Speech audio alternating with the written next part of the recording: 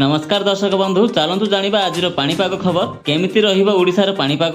तेबे वर्तमान जहाँ पाणीपाग विभाग पक्षर सूचना मिलुछि 9टी जिल्ला रे प्रबल वर्षार संभावना 20 रु 24 तारिख मध्य अर्थात 4 दिन केमिति रहिबो ओडिसार पाणीपाग एनै मध्य संपूर्ण खबर जानिबा। तेबे एनै संपूर्ण खबर जानि परिबे भिडियोटी को शेष पर्यंत देखिबा सहित भिडियोटी को गुडे लाइक करी चैनलटी को सब्सक्राइब करी आम सहित एमती जोड़ी हेई रुहंतु। तेबे चलंतु खबर उपरे नजर पकाइबा।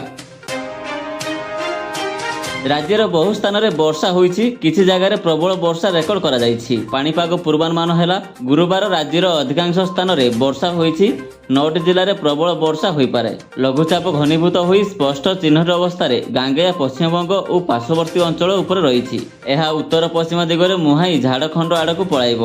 भुवनेश्वर पाणीपाग केन्द्र सूचना है गुरुवार राज्यर अधिकांश स्थान में वर्षा होईछि। सुंदरगढ़, केन्दुझर, झारसुगुड़ा, संबलपुर स्थाने स्थाने प्रबल रु अति प्रबल वर्षा होईछि। बरगढ़, सोनपुर, देवगढ़, अनुगुल, मयूरभंज रे प्रबल वर्षा हेबो। 20 तारिख शुक्रवार ठारू वर्षार प्रकोप सामान्य कमिबो, तथापि अनेक जगार हालुकारु मध्यम वर्षा संभावना अछि।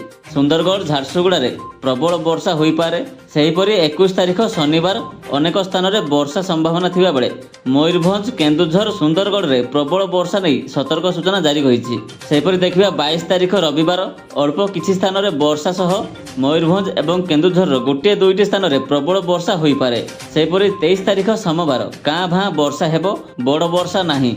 24 तारिख मंगलवार मध्य अल्प किछि स्थान में वर्षा एवं उत्तर ओडिशार केन्दुझर, मयूरभंज, बालेश्वर गोटे दुईटी स्थान में प्रबल वर्षा होई पारे बोली सूचना मिली। तेबे यह थिला आजिर पाणीपागर संपूर्ण खबर। एमती आम सहित जोड़ी होई रहिबा पई भिडियोटी को लाइक करिया सहित चैनलटी को सब्सक्राइब करी पाखरे थिबा बेल आइकन को दबाई ऑल उपरे क्लिक करंतु। भिडियोटी संपूर्ण देखिथिबारु आपनको बहुत बहुत धन्यवाद।